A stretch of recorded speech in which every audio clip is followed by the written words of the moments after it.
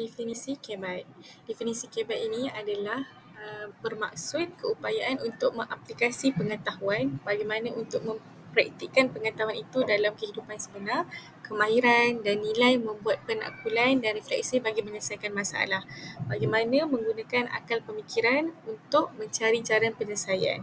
Cara-cara untuk membuat pertimbangan, berfikir secara inovatif di samping mampu untuk mencipta sesuatu yang baru. Maksudnya mampu untuk menghasilkan produk yang baru yang lain daripada yang lain. Definisi kebat ini adalah daripada Bulletin Transformasi Pendidikan Malaysia 2015. Seterusnya, mari kita lihat dari sudut dalil Al-Quran. A'udzu billahi minasyaitonir rajim. Bismillahirrahmanirrahim. Afala yatadabbaruna al-Quran walau kana min 'indi ghairi Allahi lawajadu fihi ikhtilafan katsira.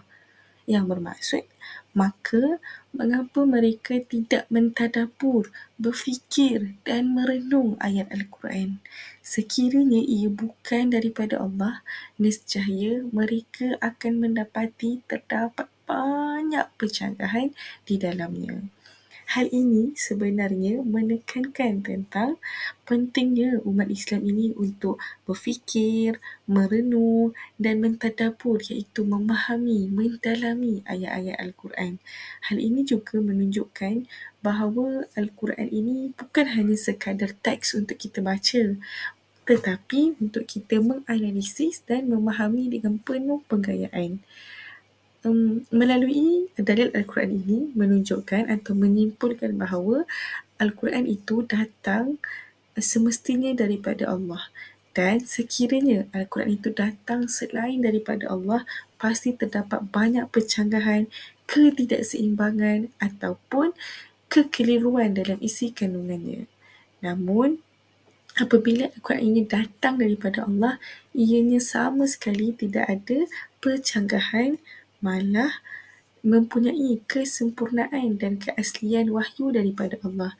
Bagaimanakah cara untuk kita melihat kesempurnaan dan keaslian wahyu ini? Melalui kebat pemikiran aras tinggi, iaitu berfikir secara lebih mendalam untuk mentadabbur, memahami, mendalami ayat Al-Quran tersebut.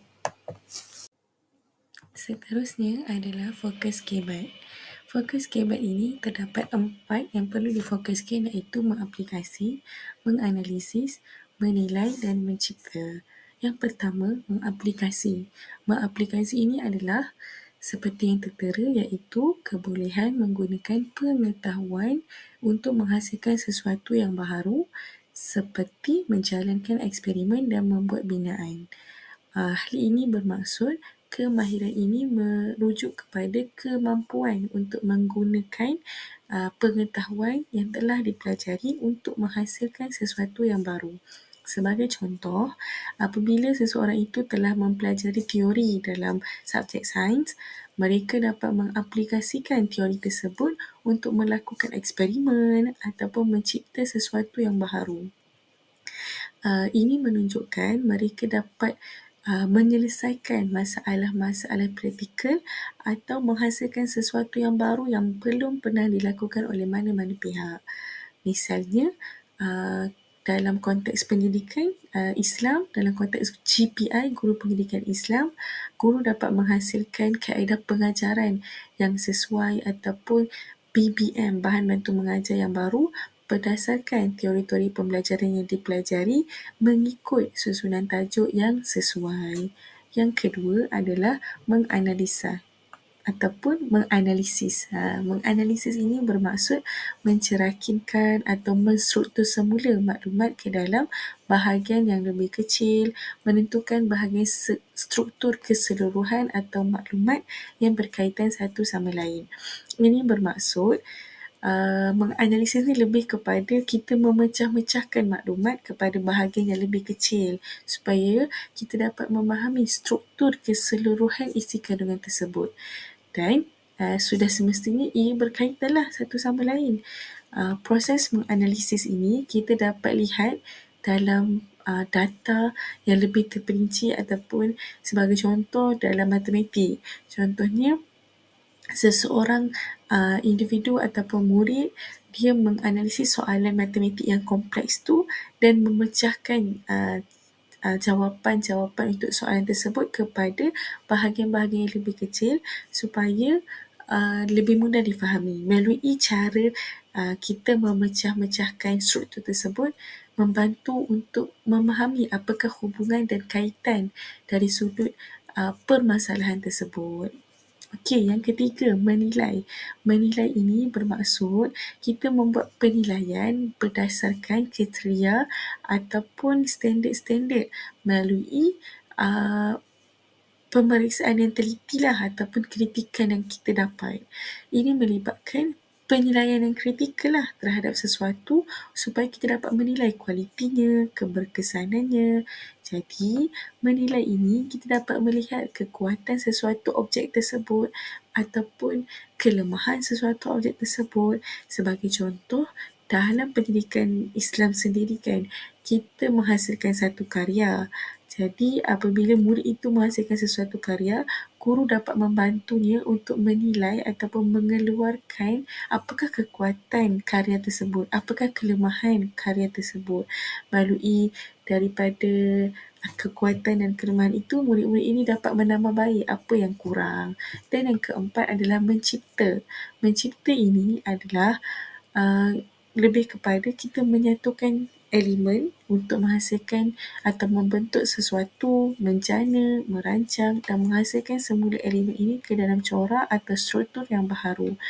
Kemahiran ini sangat melibatkan kita, pemikiran kita untuk berfikir dan secara berfikirlah secara mendalam, secara luar biasa, kerana kita perlu menghasilkan sesuatu yang baharu, yang asli, yang berbeza daripada yang sedia ada. Sebagai contoh, sebagai seorang pengusaha, kita boleh menciptakan pengusaha ini tadi mencipta produk yang baharu dengan menggabungkan sekarang teknologi terkini dan idea-idea kreatif yang ada supaya dapat memberikan manfaat yang lebih besar kepada pengguna.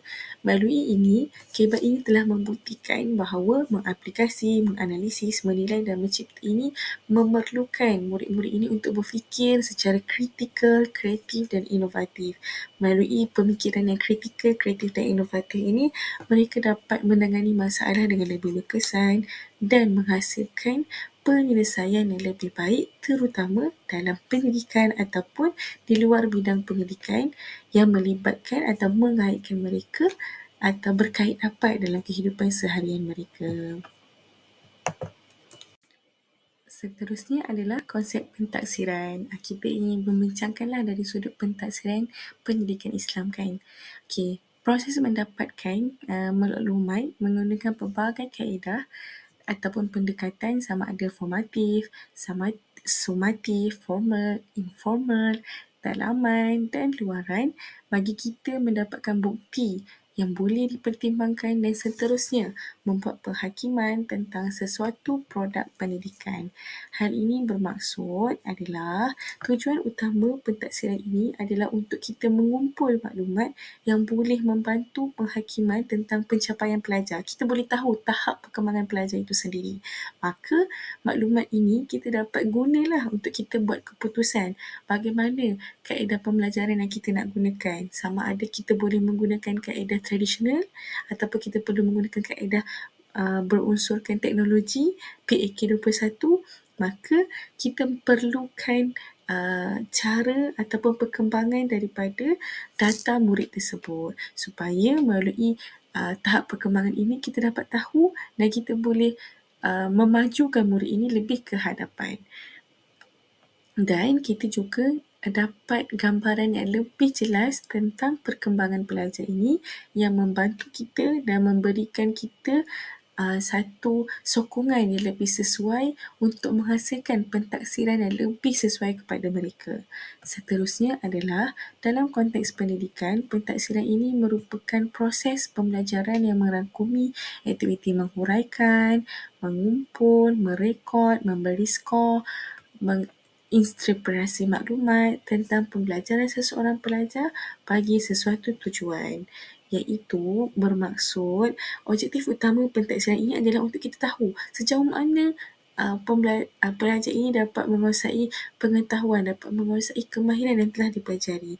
Melalui proses ini, pengajar ataupun tenaga pengajar ini dapat maklum balas secara konstruktif untuk mengetahui tahap peningkatan prestasi mereka. Dan pentaksiran ini bukanlah hanya alat untuk menilai, tetapi lebih kepada alat untuk membimbing pelajar dan memberi peluang sendiri kepada pelajar untuk mengetahui di manakah tahap kekuatan mereka, di manakah tahap kelemahan mereka, malah memberi peluang juga kepada guru itu sendiri untuk menyesuaikan dengan kaedah pengajaran mereka. Melalui penggunaan kaedah dan pendekatan yang berbeza, pentaksiran ini dapat memberi pengajaran dan gambaran yang lebih jelas tentang pencapaian pelajar dan memberikan sokongan yang lebih tepat untuk membantu mereka dalam mencapai kejayaan. Setelah kita mengetahui tentang konsep pentaksiran, maka kita perlulah mengetahui tentang ciri-ciri kebat dalam pentaksiran. Apakah yang kita boleh lihat melalui ciri-ciri kebat ini? Yang pertama, untuk kita lebih mengetahui apakah itu kebat dalam pentaksiran, mestilah ada stimulus. Apakah itu stimulus? Stimulus ini adalah mempunyai graf, gambar, rajah ataupun petikan untuk kita menjana penakkulan dan kemahiran inferen murid-murid. Dan melalui gambar, rajah, graf ini, kita dapat menarik perhatian murid-murid dan merangsang pemikiran pelajar serta kemahiran mereka, yang mana untuk berfikir dengan lebih mendalam. Contohnya, graf atau gambar yang menunjukkan fenomena atau situasi yang berkaitan dengan topik pembelajaran, ini akan memudahkan pelajar untuk lebih memahami, untuk lebih membuat kesimpulan berdasarkan bahan yang telah diberikan. Ini juga menggalakkan pelajar ataupun murid-murid ini sendiri untuk berfikiran secara kritikal terhadap penilaian maklumat yang telah diperoleh melalui gambar dan graf sebentar tadi. Maka pelajar ini dapat mengaitkanlah topik pembelajaran itu dengan graf dan gambar yang telah diberikan. Yang kedua adalah item yang tidak berulang. Hal ini bermaksud item yang pelbagai dan berbeza-beza pada setiap tahun dan melangkaui bahan buku teks yang mana tiada dalam buku teks lah, luar daripada buku teks untuk mewujudkan sesuatu yang baharu. Dalam pentaksiran kebat itu sendiri, item yang digunakan adalah tidak statik, maksudnya tidak sama, berubah-ubah pada setiap kali, berubah-ubah pada setiap tahun. Maka tugas pelajar ini, tanggungjawab pelajar ini bukanlah hanya semata-mata menghafal daripada buku teks untuk mendapatkan jawapan, tapi kebat ini mendorong pelajar itu sendiri untuk berfikir secara lebih kreatif, kritis, aplikatif serta mampu menyelesaikan masalah yang mereka hadapi melalui situasi-situasi yang berubah-ubah, bukannya pada situasi yang sama. Dan ini juga dapat melatih pelajar itu sendirilah untuk menggunakan pengetahuan mereka dalam konteks yang tidak selalu dijumpai dalam buku teks. Okey, yang ketiga, berdasarkan kepada situasi sebenar. Apabila melibatkan situasi sebenar ini, ia mampu mencabar pemikiran pelajar untuk menyelesaikan masalah yang berkaitan dengan kehidupan sebenar mereka menggunakan pembelajaran daripada pelbagai disiplin yang telah dipelajari. Sebagai contoh, dengan melibatkan situasi sebenar ini, pelajar juga dapat menggalakkan pemikiran mereka untuk menyelesaikan masalah dengan relevan dan bukan hanya kepada teori semata-mata. Ini menggalakkan juga untuk pelajar ini menggunakan kemahiran mereka, kemahiran berfikir tersebut dengan lebih realistik. Seterusnya adalah konteks bukan lazim. Konteks bukan lazim ini adalah merujuk kepada situasi baharu yang tidak lazim bertujuan untuk merangsang murid-murid berfikir. Ini bermaksud ia memberikan cabaran kepada murid ataupun memberikan cabaran kepada murid untuk berfikirlah kerana didatangkan situasi-situasi yang luar biasa daripada kebiasaan. Maka konteks tidak lazim ini dapat memberi peluanglah kepada pelajar untuk menghadapi situasi yang baharu dan jarang ditemui dalam rutin harian mereka.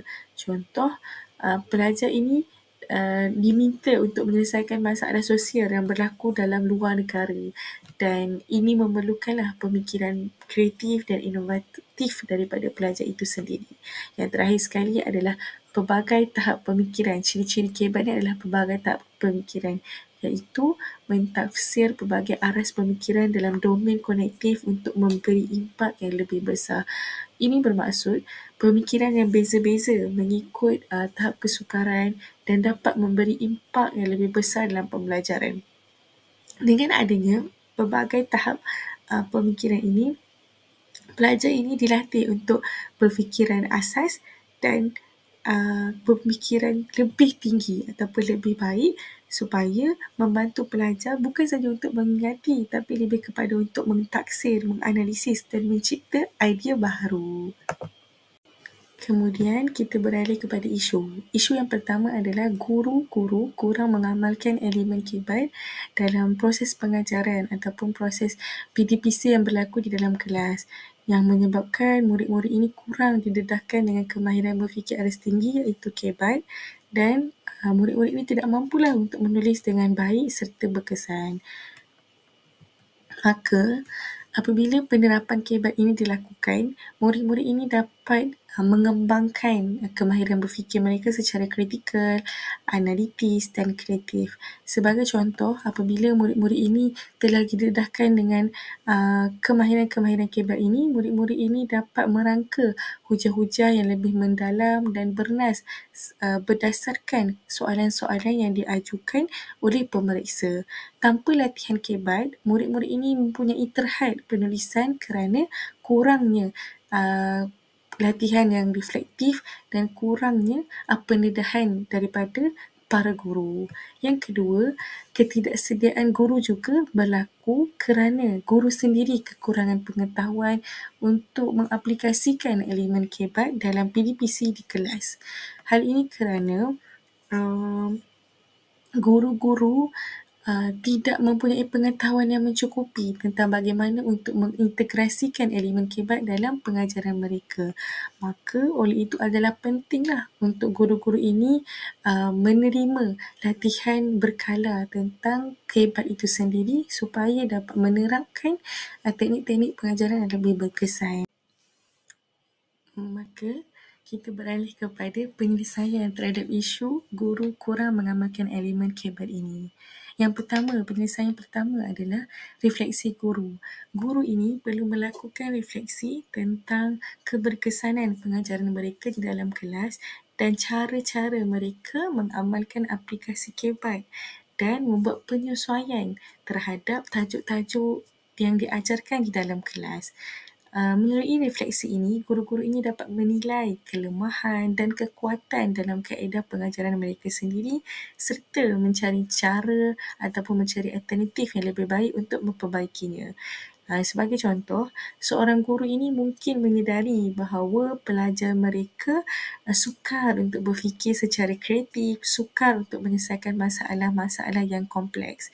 Maka ini memberikan panduanlah ataupun petunjuk kepada guru untuk mencari jalan, mencari alternatif, menyesuaikan dengan pendekatan yang lebih baik serta melibatkan lebih banyak aktiviti di dalam kelas. Melalui cara ini, guru-guru dapat terus memperbaiki teknik pengajaran mereka dan mewujudkan komunikasi dua hala antara guru dan pelajar, menjadikan pengajaran itu sendiri lebih berkesan dan sesuai untuk dipelajari di dalam kelas. Yang kedua, alternatif kedua adalah guru-guru melakukan kolaborasi ataupun berkongsi pengalaman. Melalui kolaborasi dan berkongsi pengalaman ini digalakkan kerana guru-guru ini dapat berbagi pengalaman ataupun sama-sama sharing pengalaman dan strategi yang berkesan dalam mengaplikasikan KBAD. Okey, sebagai contoh, dengan berkolaborasi ini, guru ini dapat memberikan idea, saling memberikan sokongan, dorongan. Maka kolaborasi ini merupakan satu bentuk kerja ataupun PLC yang sama-sama dapat dibangunkan oleh guru. Melalui kolaborasi ini juga, guru-guru dapat mengadakan perbincangan ataupun merancang apakah aktiviti yang sesuai untuk kita merangsang kemahiran kebat ini di dalam kelas. Ini bukan sahaja memperkasa kemahiran guru malah memberikan kesan positif kepada murid-murid di dalam kelas. Isu kedua adalah kesusahan untuk membina item soalan aras tinggi iaitu KBAT. Hal ini kerana terdapat isu kesukaran dalam menentukan instrumen-instrumen pentaksiran, dalam membina item-item yang mempunyai elemen KBAT dalam menentukan aras ataupun tahap kebolehan murid-murid di dalam kelas. Ini menyebabkan item pentaksiran itu tidak dapat menilai ataupun mengetahui prestasi murid secara menyeluruh. Sebagai contoh, item soalan yang telah dibina oleh guru hanyalah pada aras memahami, hanyalah pada aras menguji pengetahuan murid sahaja dan tidak dapat menguji tahap aplikasi murid, tidak dapat menguji tahap kefahaman murid dengan lebih mendalam. Hal ini kerana topik ataupun soalan yang diberikan bagi topik tersebut hanyalah sekadar atas pagar sahaja. Maka guru-guru menghadapi kesukaran untuk mengetahui tahap kefahaman murid disebabkan oleh kesusahan guru-guru itu untuk membina sendiri item soalan aras tinggi. Setelah kita membincangkan isu kedua, maka kita datangkan penyelesaian terhadap isu kesusahan membina item soalan aras tinggi tersebut. Penyelesaian yang pertama adalah pengubal item, iaitu guru itu sendirilah perlu mempunyai pengetahuan dan kemahiran tentang pembinaan item KBAT yang standard supaya objektif pembelajaran dalam kelas itu tercapai. Untuk membina item soalan yang berkualiti, item soalan KBAT ini, pengubal ini perlu mengetahui dengan jelas terlebih dahulu objektif-objektif pembelajaran dan kemahiran murid yang ingin diuji. Soalan-soalan yang guru lakukan ataupun yang guru bina, yang penggubal bina, perlulah melibatkan tahap-tahap yang terdapat di dalam KBAT, iaitu tahap aplikasi, analisis, sintesis dan penilaian supaya berdasarkan tahap-tahap ini, murid-murid ini dapat mengembangkan lagi kemahiran berfikir mereka secara kritis, kritikal dan kreatif.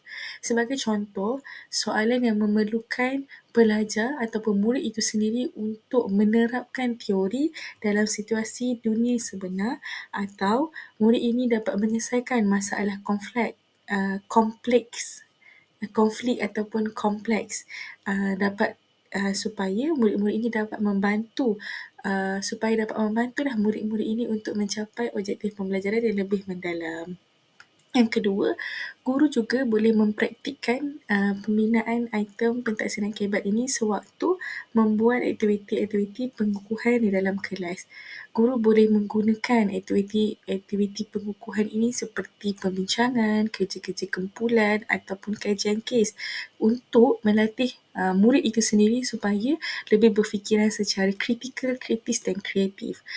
Sebagai contoh, guru-guru meminta murid-murid di dalam subjek pendidikan Islam mendatangkan apakah akibat, apakah hikmah, apakah langkah penyelesaian yang boleh murid-murid berikan berdasarkan situasi yang guru-guru sediakan.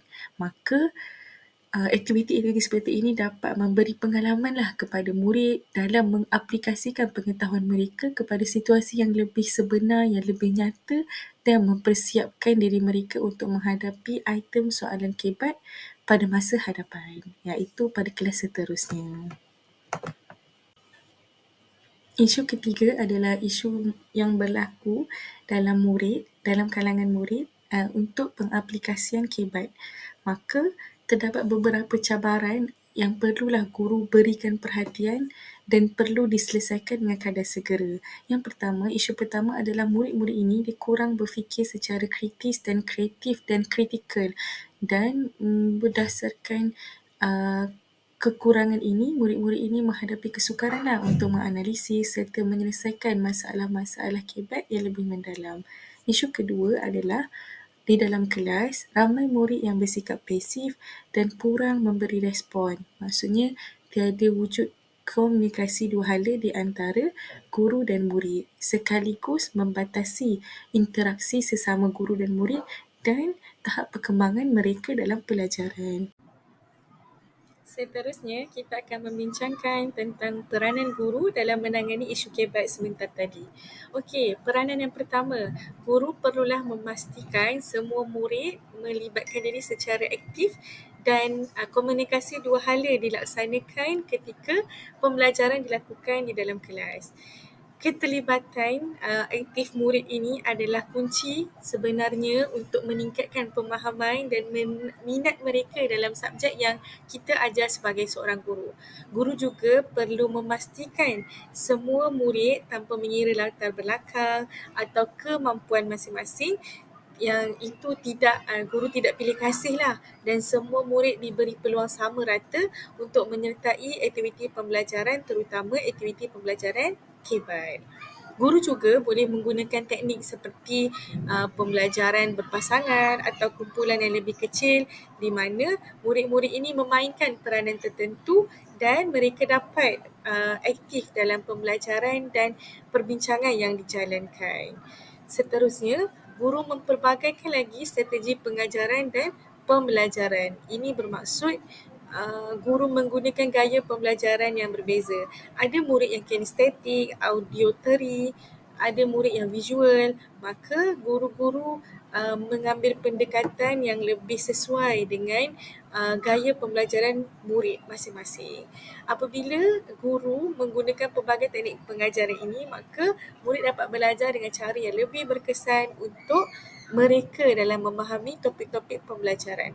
Guru juga boleh menggabungkan pelbagai strategi seperti penggunaan multimedia, aktiviti praktikal, pembelajaran berasaskan projek, pembelajaran dalam talian supaya semua murid-murid ini dapat manfaat daripada perkongsian guru.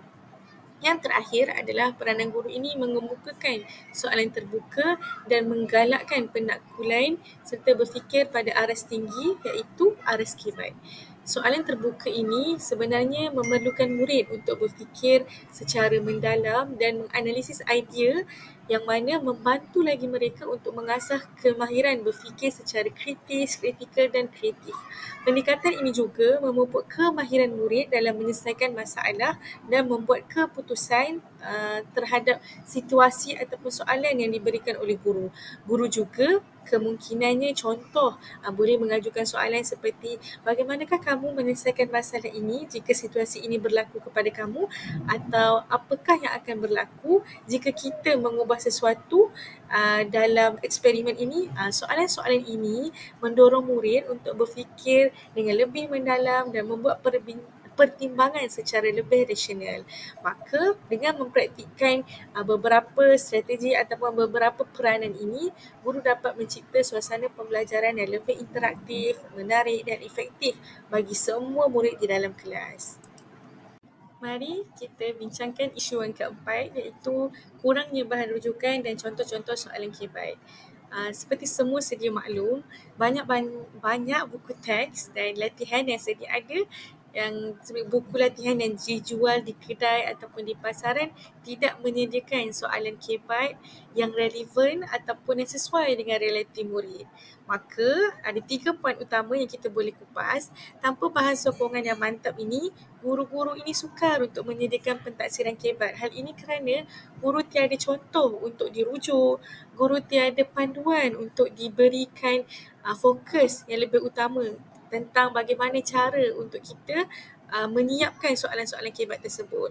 Yang kedua adalah soalan yang kebat ini memerlukan pemikiran kritikal, nilai dan refleksi moral yang mana soalan-soalan ini amat sedikit dalam buku teks. Maka apabila soalan-soalan ini amat sedikit, tiada pula rujukan, maka ianya membataskan cikgu untuk mencari soalan di luar buku teks. Hal ini kerana tugasan cikgu, bebanan tugas cikgu yang lebih banyak dan padat menyebabkan dan menyukarkan cikgu untuk mencari bahan-bahan yang lanjut.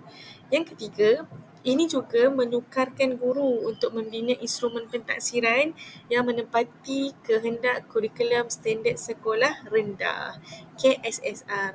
Hal ini kerana dibebani dengan tugas, masa yang padat, guru juga kurang berpengalaman, maka isu-isu dari sudut kurangnya bahan rujukan dan contoh soalan KBAT ini berkait antara satu sama lain. Isu kelima adalah cabaran dalam pentaksiran autentik dan alternatif. Ini bermaksud pentaksiran KBAT ini sebenarnya memerlukan kaedah pentaksiran alternatif, iaitu pentaksiran lain, bukan pentaksiran seperti biasa yang kita lakukan dalam kelas. Pentaksiran alternatif ni adalah seperti pentaksiran berbentuk projek, perbincangan atau kajian kes. Namun demikian, masih ramai guru di kalangan kita berpegang kepada kaedah pentaksiran tradisional, iaitu talk and chalk, maksudnya cakap dan tulis kapur. Maksudnya hanya tulis di papan hitam dan murid mendengar. Dalam masa yang sama, kekangan masa daripada pihak guru, bilangan murid yang ramai dan beban kerja guru juga menyukarkan pelaksanaan KBAT ini di dalam kelas. Maka itulah cabaran dalam pentaksiran autentik dan alternatif. Seterusnya, kita akan membincangkan cadangan penyelesaian isu. Penyesuaian jadual dan kandungan kurikulum adalah amat penting agar masa itu tidak terlalu padat dan memberi ruang untuk pelaksanaan dan pendekatan KBAT. Dalam kurikulum pendidikan Islam, penyusunan jadual dan kandungan yang lebih fleksibel ini penting untuk kita memberikan masa dan ruang supaya lebih banyak pelaksanaan KBAT dapat dijalankan. Dengan mengurangkan beban kandungan ataupun bebanan subtopik yang diajar, maka pelajar ini mempunyai lebih banyak masa lah untuk mendalami konsep dan prinsip yang diajarkan serta mengembangkan lagi pemikiran kritikal mereka berkaitan dengan KBAT. Penyesuaian ini juga dapat memberikan guru lebih masa untuk menggunakan pendekatan pengajaran yang melibatkan pemikiran aras tinggi tanpa terburu-buru menghabiskan silibus yang perlu diajar. Yang kedua adalah sokongan daripada pentadbiran pihak sekolah adalah sangat penting, seperti dalam bentuk masa, bahan dan dorongan kepada guru-guru kerana dalam mencuba alternatif kaedah pentaksiran alternatif, iaitu KBAT. Ini termasuk apa yang pihak pentadbiran boleh lakukan adalah termasuklah penyediaan bahan pembelajaran yang relevan dan memberikan masa yang mencukupi untuk guru-guru mempersiapkan soalan-soalan KBAT yang diperlukan. Maka melalui sokongan yang lebih berfokus ini dapat membantu guru-guru untuk lebih bersedia dalam pembikinan soalan-soalan KBAT berbanding menyediakan latihan-latihan yang mudah dan ringkas kepada murid-murid.